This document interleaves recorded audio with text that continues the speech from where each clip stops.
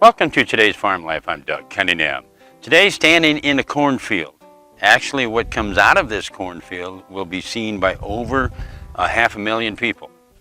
Not just any cornfield. This is the field where they grow the corn for the world's only corn pellets. I had a chance to talk to Brett Lowrie, the guy that's responsible for getting the colored corn so we can decorate the pellets, and he explains the process. When we first started the contract, we do it on a 3-year contract with the city. They have the supply of seed. They try to keep 3 years worth on hand just in case you'd have a drought or you get hailed out or whatever, so that there's always a supply, because it's not easy to come by. And then every fall, after we're done delivering the corn for the decorating, then we shell off enough of each color of seed to plant for the next year. So we always keep the next year's seed on hand. I plant it with my regular corn planter like I plant my other corn with. Doesn't take anything special there. We plant about 3 acres of each color. We'll vary it a little bit depending on what their theme is.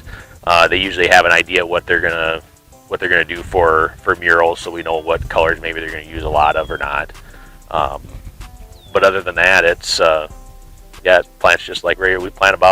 I think we planted about 12,000 population this year, so it's quite a bit less than field corn. But there's 10 of the colors, and then we use regular yellow field corn. We have to have that, and then there's a green, but green is actually a hybrid. We actually buy the seed for that every year, and so there's 12 total that we use right now.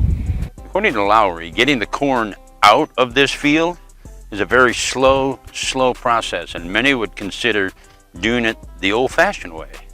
We use a John Deere corn picker, an old corn picker, and we just pick one row at a time. We pick into about a 4-foot square box, and then we hand sort. We throw out the small ears, the ugly ones, whatever, and make sure they're completely husked. And then that's what we take in. We deliver it in whatever colors they need. They'll call and say, hey, we need 2 or 3 colors, and so then that's what we pick. We take that in. We try and leave it stand on the stalk as long as we can.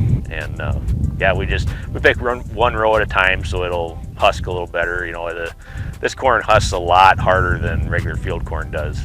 The husk is really tight. It's heavy. The shank on it is really big. It breaks off hard, so it's definitely slower than picking regular field corn. That's for sure. And it takes you do about 2 rows will fill a box or a little better. So you pick 2 rows and then you sort and you're kind of done. So it's spread out over. We probably harvest over. Lately, it's been almost 2 months worth, to get till they're done decorating. So you do a couple rows, here and a couple rows there, and so it doesn't seem like quite such a daunting task as when you first start. That break it up into little bits. Then we'll run the combine through it, and we sell it to somebody that's feeding cows. You can't sell it anywhere, but anything that's left over, then we harvest it just to get it off the field and split that with the city, and then we make sure we have our ears that we shell off for seed for the next year. According to Lowrie, getting the seed for each particular color of corn is an interesting process, but it's one that started a few years ago. You can't find the seed because each color of each strip of corn is one specific color. The ear is a solid color, and you don't actually find that corn anywhere. It's multicolored corn on the ear, so then to get the individual ones, they had to shell it and sort out what they wanted, then plant those, right? And I suppose start small. They did that years ago. I suppose start small, plant 50 kernels and get 50 ears, and then sort them again and plant until you get kind of what you're looking for a color. They've got several other colors we don't plant just because they don't look right when they get them on the mural. They look okay on the ear, but once you get them up on the side of the corn pellets, and they didn't look the way they wanted, and so some of them they don't use. Now I asked Lowrie, when you drive by the corn pellets, you have to look at the pellets and think, that has to be gratifying to you to know that you produced the corn that's up there on the pellets. He said, yeah, it does. But then you start to think all the work involved. Yeah, maybe right at first, and then after that you think about all the things go along with it, and that wears off kind of fast. Takes some equipment to do it. Takes the space to do it. We have to separate the strips because they will cross-pollinate. So we have to, like now, we've got half of the strips planted and we'll come back now. It's been about 2 weeks, and we'll plant the other strips in between, so that we've got a little different pollination time. And they're also separated, so it takes us 120 acres here or so to get 35 acres worth of strips in it.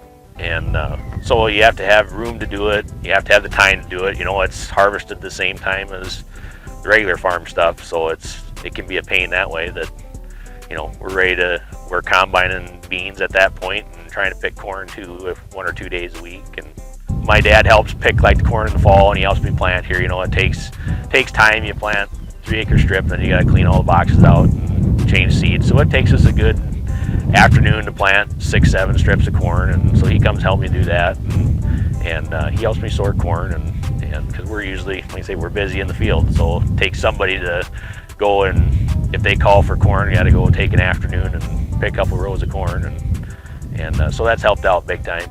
And but yeah, it's been good. It's been an interesting experience. Learned a lot. You know, I've never been around open pollinated corn before, so that's been kind of a learning experience, you know. I found it interesting that Brett was quite humble about the whole idea of what he produces in this cornfield will be seen by about 1 million people. Interesting. Remember, feel good about what you do today, because what you do today, like Brett, is very important. Until next time, I'm Doug Cunningham.